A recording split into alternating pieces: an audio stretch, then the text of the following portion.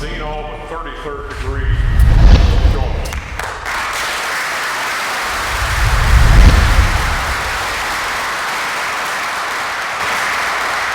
From the Supreme Council, we are very, very pleased to be here with such a warm reception, a great dinner, and it is truly our honor to be able to meet with you this evening and to share with you some of the exciting things. In particular, I think you'll really enjoy Brother Arturo de Hoyos' part of this presentation. As a director of membership services, I come in contact with people all over the world, as Brother Joe said. We have been the advisor on a couple of the public movies that are out. Has anybody seen National Treasure? Anybody seen that with Nicolas Cage as he ran around Washington and found big treasures that Art and I and Stan are still looking for? That was a lot of fun, and it gave us an awareness, right or wrong, it gave us an awareness of Freemasonry. You then fast forward a little bit, there was this book that came out, The Da Vinci Code by Dan Brown. Has anybody ever heard of Dan Brown? Well, we worked with Dan Brown. Matter of fact, Arturo de Hoyos and I were with Dan Brown, and he certainly came to the font of knowledge with Art and asked a lot of questions, and a lot of that came through in his book, The Lost Symbol. And at some point in the future, my guess is that will end up as a movie. We'll see where that goes. And I had a call from Disney Productions, and the next National Treasure is in the works. And so you should expect to see that. I doubt it'll be until 2017, but it is in the works. What a great opportunity for public relations we have, particularly in an organization that is hundreds of years old, where we have had time to come up with the correct phrases and taglines about what it is to be a Freemason. And I'm sure there are a few of you that may have heard this great line. When someone walks up to a brother in the street and he says, well, how do you become a Freemason? What is it all about? And there's been a line that's been honed for those centuries. They said, if I told you that, I would have to kill you. What a great line we have here. We are working hard to correct that, and I think it's so important for each and every one of us who is a Freemason, and for those wives and ladies that support us, to come up with a learned answer. And if any of you saw those books as you came up through the dinner line, and Arturo was signing those are the tools that we need to dispel the myths and rumors and talk about what the craft and what the Scottish Rite is really all about.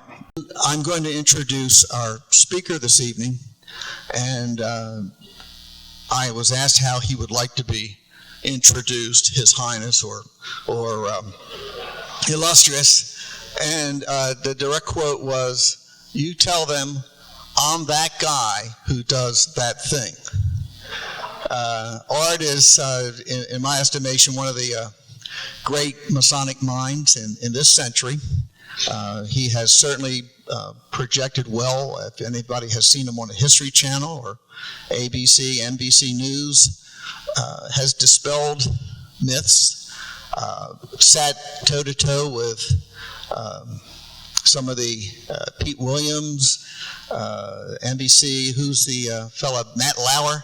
I was really worried about Matt Lauer because I knew he was going to try to sidewind Art, but he wasn't able to do it. And if the battery hasn't gone down on this projector, I want to just show you a little clip that was surrounded the Dan Brown Lost Symbol book. Roll that footage, Stan. The hand belongs to an old friend of Langdon's who's been kidnapped by the villain Moloch, a man named Peter Solomon. Solomon runs the Smithsonian Institution, but he's also a 33rd degree Freemason of the Scottish Rite. This is the headquarters of the Scottish Rite Freemasons in Washington, D.C. They call it the House of the Temple, and it's where we talked with Dan Brown, who wove the secrets of the Masons into the taut rope of his story. one character is being elevated to the 33rd degree of the Scottish Rite. It's a rather intense ritual. He drinks wine, which is to represent blood, out of a skull. How much of that is fact and how much of that is fiction? This is a real ceremony. The ceremony is described accurately. The fiction comes in as to whether or not it still happens at this moment in history in this room. Brown's villain, Moloch, is the man drinking the wine. He's journeyed deep into Freemasonry to find out its secrets, and so will we. Moloch is fiction, but how much of the ritual is real? Dan Brown's book is very exciting, and like any good work of fiction, it has to involve both truth and error to make it believable. Arturo de Hoyos is the Grand Archivist and Grand Historian of the Supreme Council of the Scottish Rite, and himself a 33rd degree Mason. We don't perform the 33rd degree in this building. We don't confer it at night. The candidate is too young. The members are dressed wrong, and the ceremony's wrong. Maybe they don't do the ceremony in this building, but there's evidence Freemasons have done it. Brown can quote multiple historical sources. What's the truth? The origins of the Freemasons are shrouded in mystery. Art de Hoyos outlines the simplest theory. Freemasonry developed primarily in medieval Scotland and England with the stonemasons guilds and societies. In other words, the first Masons were literally that, stonecutters, men who built the great cathedrals of Europe and who wanted to guard their trade secrets. They developed a system of secret signs and secret passwords. De Hoyos says the tradesmen also started another system associated with Freemasonry, the so-called 3 degrees. Apprentice, Fellow of the Craft, and Master Mason are still used in Freemasonry today. So is the symbol of a square and compass, Mason's tools, with the letter G, signifying both geometry and God. At meetings, Masons wear elaborately decorated aprons, symbolic representations of the ones worn by working stonemasons. I frequently run into people who have heard of a couple of things about Freemasonry and no more. We killed William Morgan, and we worship the devil, and that's about all they've heard of us. Those people might be surprised to hear this. The father of our country was a Freemason. There's no question of this. And historians agree that some principles of Freemasonry became cherished principles of the United States. Freemasonry was one of the earliest societies to advocate self-rule. We elected our own leaders. We had a secret ballot. We had a separation of powers. We were governed by a constitution. All these elements were very familiar to the founding fathers. But remember, Freemasons also had some radical ideas about religion. And as Dan Brown's hero, Robert Langdon, races Moloch through Washington, D.C. to find the secrets of Freemasonry, he reveals little-known facts about the founding fathers that might shock some readers. There was a statue that sat in the Capitol. It was George Washington as a god. It gives me great pleasure. I go into work early in the morning. I leave my house at about 5:15, and the traffic in the Baltimore-Washington area is pretty aggressive and challenging, and I get into work around 6 o'clock. I drive from the Baltimore area to D.C. It takes about an hour and 15 minutes and can sometimes take a day and a half. That's kind of gives you my range. But I have yet to ever beat into the office Art de Hoyos, who I don't think he sleeps. And he spends a great amount of time for you, for the brothers here, to receive, as we like to say, yet further light in Freemasonry. And Art, if you'd come forward, I would just like to introduce you. And you're going to go up to here? You want to go up here? All right. Art's going to elevate himself here, so thank you, Art. Good evening. Wasn't it a beautiful day today? It was just awesome weather. I love spring. Well, Dean, I have to say that of all of the introductions I've ever received, that one was the most recent. So thank you.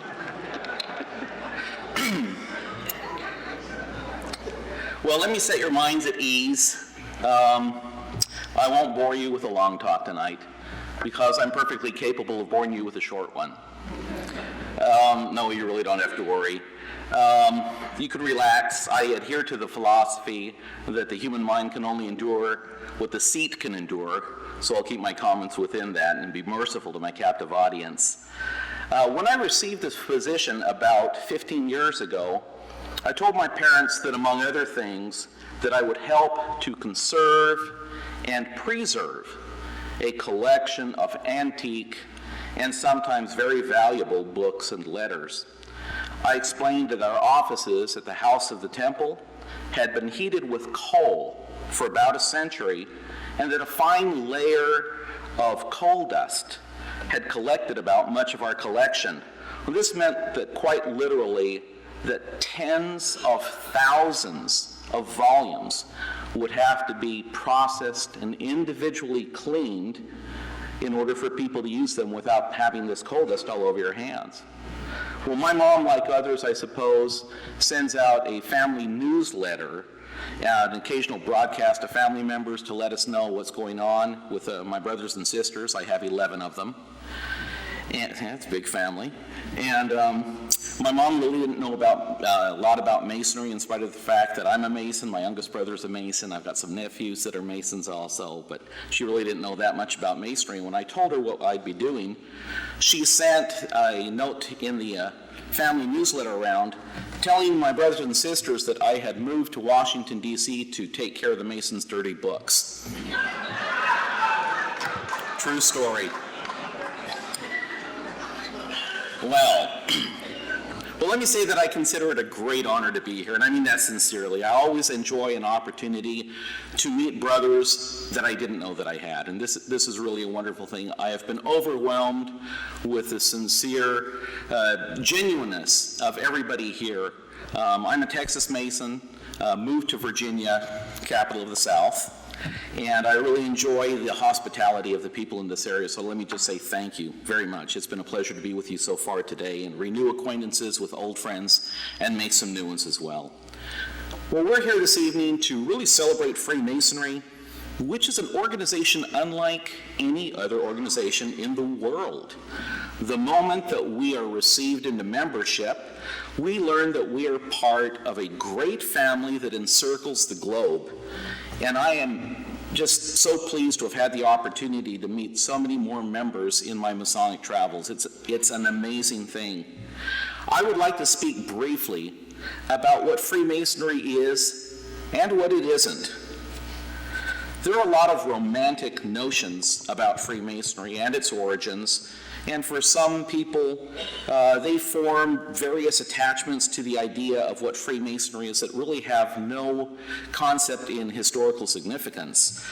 Ambrose Bierce wrote in his book, The Devil's Dictionary, which was published in 1911, one of my favorite definitions. He wrote that Freemasonry was, and I quote, you have to listen carefully, an order with secret rites, grotesque ceremonies, and fantastic costumes, which, originating in the time of Charles II among working artisans of London, has been joined successively by the dead of past centuries in an unbroken chain, until it now embraces all the generations of man on the hither side of Adam, and is drumming up distinguished recruits among the pre-creational inhabitants of chaos and the formless void.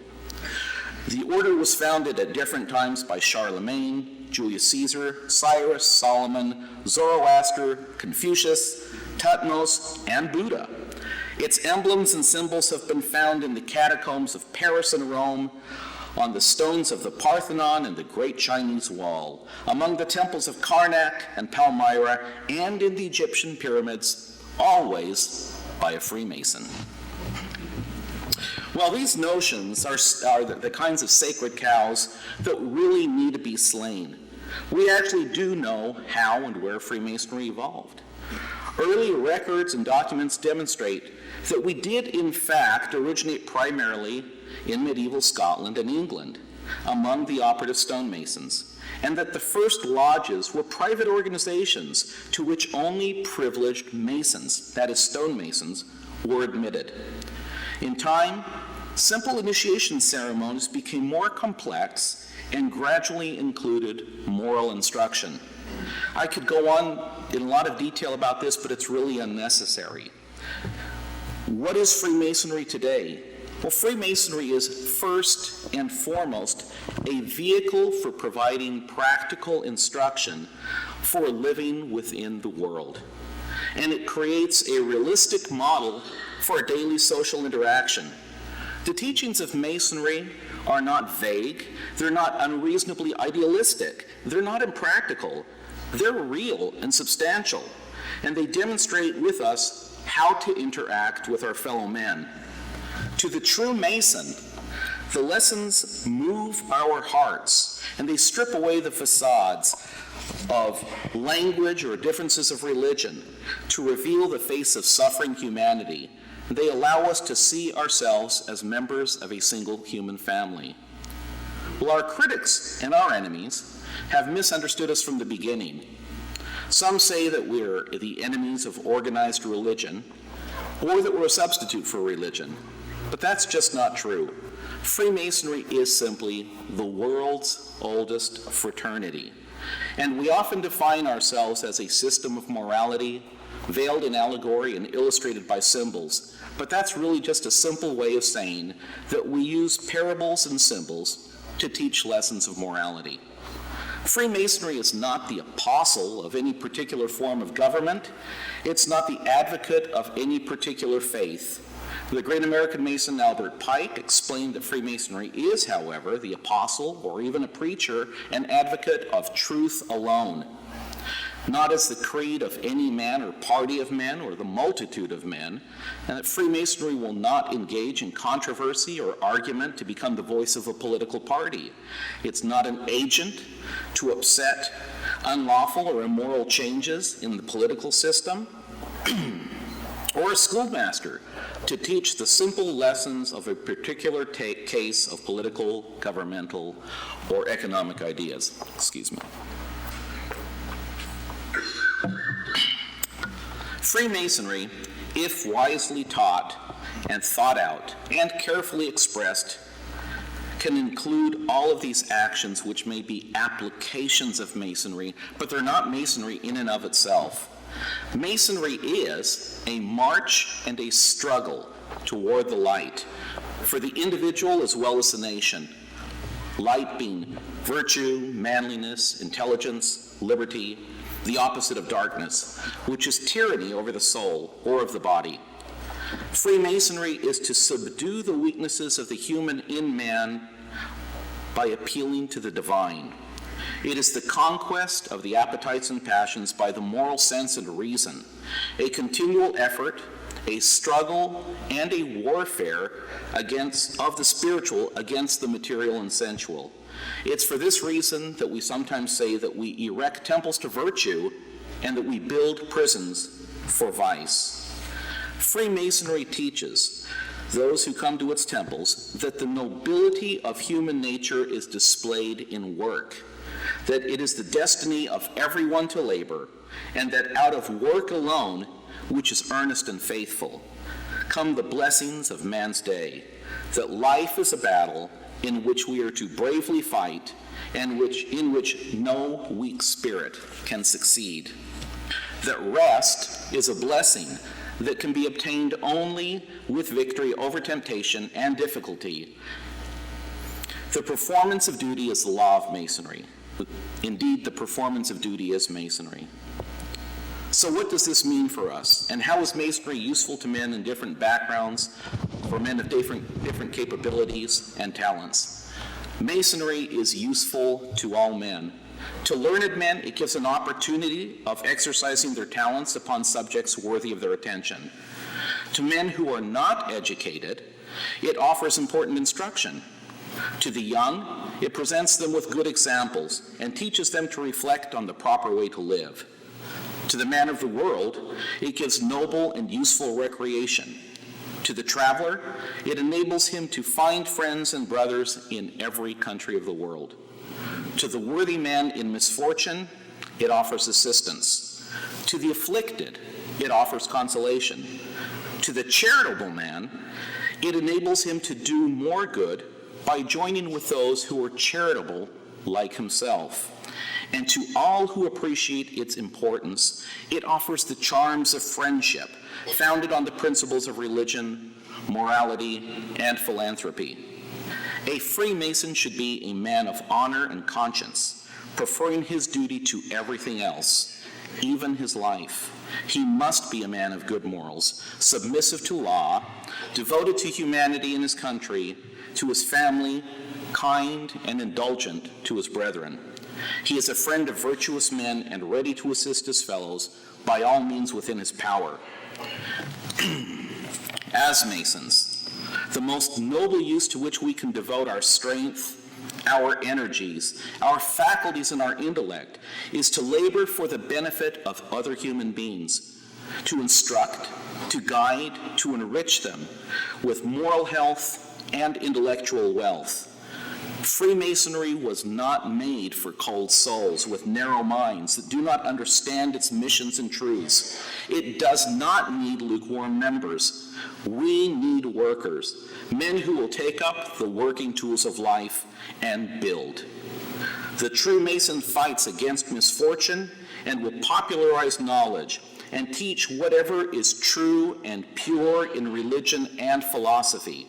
It teaches men to respect order and the properties of life, to point out the way to genuine happiness, to prepare for that fortunate period when the divisions of the human family will be united by bonds of fraternity and will become one household. These are the labors that should excite zeal and enthusiasm in every faithful brother. It's a tragedy of the human condition that physical maturity and intellectual ability develop quicker than spiritual development. Self-gratification and a lust for personal wealth continue to substitute themselves for that quiet inner peace which passes all understanding. It is all too common that we see people expose and ridicule private religious pursuits as if they were unimportant, or that they parade and mock religion as a general interest for fools. Yet millions cry around the world for that peace which cannot be won with wealth or warfare. The peace of the world must beat within the human breast, one heart at a time. Now, Freemasonry, of course, is not the only answer for the world's problems, but its principles are well-founded and universal, and they extend the promise of friendship and brotherhood across natural borders and artificial boundaries. Freemasonry does not dictate in matters of religion, but it quietly and firmly asserts a belief in a kind and beneficent great architect and affirms that there is value in prayer. Freemasonry does not interfere in politics, but it maintains that all men are brothers and that we can meet together for the betterment of ourselves and the world at large. Within our lodges, brethren lay aside the artificial titles and adornments of the world and meet upon the level. We seek commonalities to unite us, not differences to divide us. How powerful is this Masonic bond? Well, it's important to understand that Freemasonry, in all of its rites and systems, is first and foremost a vehicle for providing instruction for living in the world. As I said, our instructions are neither vague nor unrealistic. To the Mason, these lessons will agitate the heart and strip away the facades. Thus, Freemasonry teaches that we meet upon the level, and as George Washington said, the grand object of Masonry is to promote the happiness of the human race. History provides us with many instances of the reality of Masonic bonds. Some of the most remarkable occurred during the tragedies of war, and I will cite only a couple. Generals Armistead and Hancock were both career soldiers. Before the Civil War, they were friends, when both were U.S. Army officers in California, and they were both Freemasons. When the South attacked and reached the Union line at Gettysburg, there was fierce fighting. General Armistead was shot twice, and as he went down, he gave a Masonic sign asking for assistance. A fellow Mason and Union Army officer named Henry Bingham, then a captain and later an officer and later a very influential congressman, came to Armistead's assistance and offered help. Armistead reportedly asked to see and talk with his old friend General Hancock, but he was told that Hancock had been very badly wounded just a few minutes earlier. Union brother Bingham helped Confederate brother Armistead off to a field hospital, but Armistead died 2 days later. General Hancock, to the surprise of many, recovered and resumed his command later in the Civil War. This incident of a Freemason who was a Union officer helping a Freemason who was a wounded Confederate officer is a great example of the ideals of Freemasonry in action. In 1993, the Grand Lodge of Pennsylvania completed and dedicated a monument at the Gettysburg National Cemetery with the cooperation and support of the United States government, which shows Brother Bingham, the Union officer, assisting General Armistead. The statue is extremely dramatic and is called the Masonic Friend to Friend Memorial. Some years ago, I had the opportunity to live in Germany for a couple of years. When I was there, I met a man who had been a Mason before the lodges were closed down by the Nazis in 1933. He fought in the North African campaign against British troops, where he was wounded and almost died, but was saved by a British officer, likewise, after making a Masonic sign. The German was taken as a prisoner of war, and after the war, he rejoined Freemasonry when it was opened again in that country. He later was able to contact the former British soldier and were able to attend lodge together. I will not naively assert that Freemasonry is the only problem to the world's angst, but I will state unequivocally that its principles are sound and universal, that they extend the promise of friendship and brotherhood across these borders. Within our lodges, as I said, our brethren lay aside the cares, the concerns, and the titles of the world because we recognize that we are brethren who meet upon the level. And what does Freemasonry offer for us? It would be superfluous to recite the individual teachings of all of our degrees, but it is foremost an educational system which teaches us to always approach the light on all fronts. The first 3 degrees focus on a single time and event, those of King Solomon's Temple. But there are lessons to be learned beyond, and we're fortunate that in the Scottish Rite we can draw from a broader spectrum of human experience. Thus, our degrees build upon the firm foundation of craft masonry by giving us access to a wider worldview, exposing to our members a broader range of humanity, and promising the extension of more light in masonry. And having obtained more light, let us learn the lesson that Masonic duty is to learn and to teach others. Thank you very much.